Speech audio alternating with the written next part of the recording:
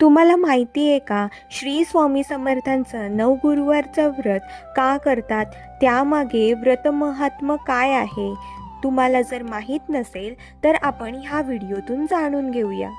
स्वामी समर्थांचे सर्वांच्या मनातील सर्व इच्छा मनोकामना पूर्ण करणारे हे व्रत खास हेतू व सर्व संकट दूर करण्यासाठी करता येतं. अत्यंत फलदायी असं हे स्वामी समर्थांचं व्रत आहे. मनुष्याच्या दैनंदिन जीवनात बऱ्याच अडचणी, त्रास, अनेक प्रकारची संकट येतात. त्यामुळे प्रत्येकाची मनशांती फार ढासळून जाते.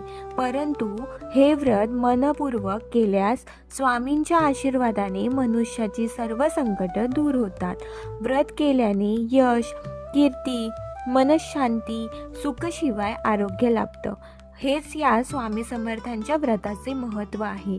याशिवाय हे व्रत शुद्ध व सात्विक भावनेने परिपूर्ण केल्यास शत्रूचं संकट दूर होतं.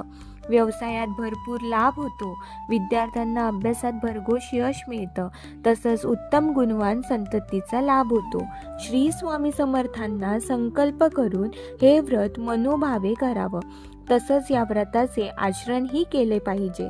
या आचरणाने श्री स्वामी समर्थांचा उत्तम आशीर्वाद तर लाभतोच, शिवाय स्वामी समर्थ महाराज सदैव आपल्या पाठीशी उभे राहतात. श्री स्वामी समर्थ.